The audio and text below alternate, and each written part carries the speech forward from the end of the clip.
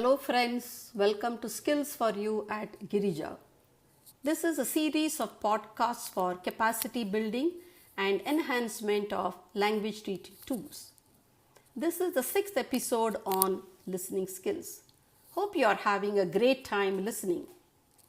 Learners need to work on various types of listening skills to be able to perform and execute tasks effectively. You can play a popular music track in the class and ask questions which could be, what did you feel? Was the track appealing? What images came to your mind? Learners share their experience in the class. Now, I am going to narrate a situation for you. Just listen in. It was a busy day at the town market. Vendors were everywhere selling their produce.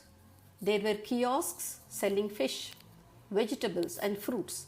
A lot of people were already buying the supplies they would need for the upcoming town festival. Well, now tell me this. Can you imagine the scene of the market? Can you hear the noise made by the vendor?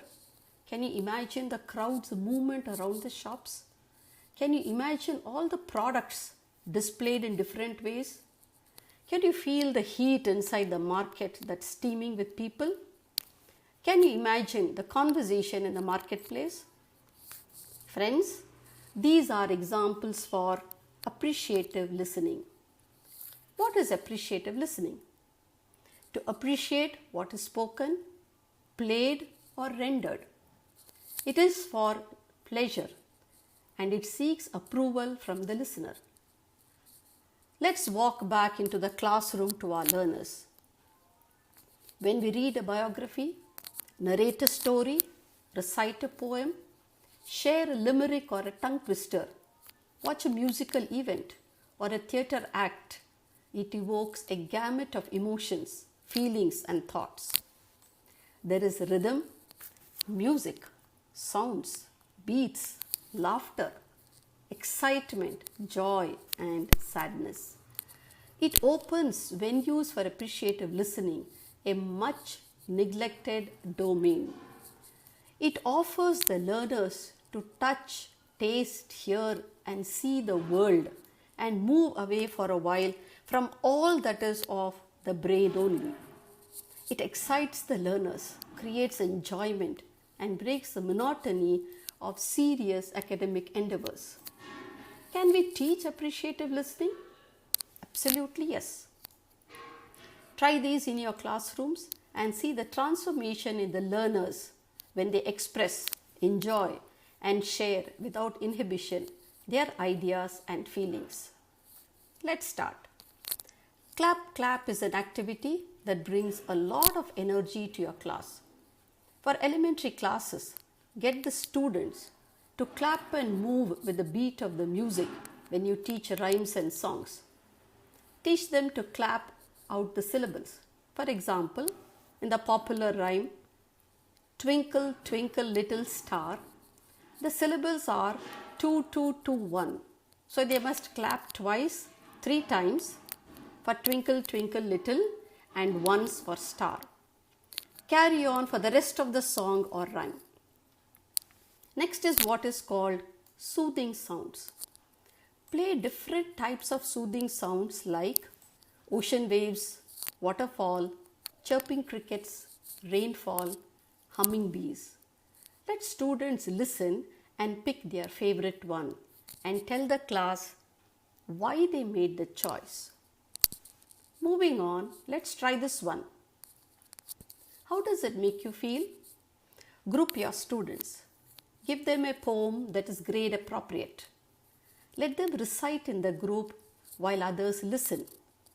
Ask the students to express how it made them feel and to give their reasons.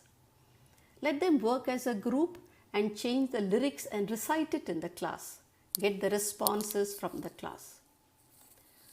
Relate or narrate a situation. This can be a pair activity. Listen in. The bus flew past all the other cars. The driver seemed to be in a real hurry. The bus then screeched to a halt, making a loud, urgent sound like the crashing of glass when it reached the intersection. Pairs of students ask questions back and forth and responses are shared. Sample questions: what are the images you see? Did you hear a screeching sound? What happened to the driver? And so on. Something very fun and interesting is to go for a limerick. It is a humorous 5-line poem with a rhyme scheme. Let students listen and respond why it is humorous and whether they liked it. I have two for you. The first one goes like this. There was a young lady of Lynn who was so uncommonly thin. There was a young lady of Lynn who was so uncommonly thin that when she essayed to drink lemonade, she slipped through the straw and fell in. One more. There once was a bee in a tree who wanted to sell his honey. There once was a bee in a tree who wanted to sell his honey, but it tasted funny or was orange and runny, but somehow he sold it for money. Well, listening with appreciation implies understanding and enjoying what you are told as well as valuing what you hear. Being sensitive to the feelings, images and ideas suggested by words that you hear is called appreciative listening. Friends, there are other listening skills like critical listening, dialogue listening, sympathetic listening, empathetic listening, and discriminative listening. We may need some of them as we move on with our academic and professional pursuits in life. Hope this was an interesting and enlightening episode. Do try these activities in your classroom and create magic with your learners. Listen to my earlier podcast, share your comments and feedback. Until then, take care. Happy listening, happy teaching.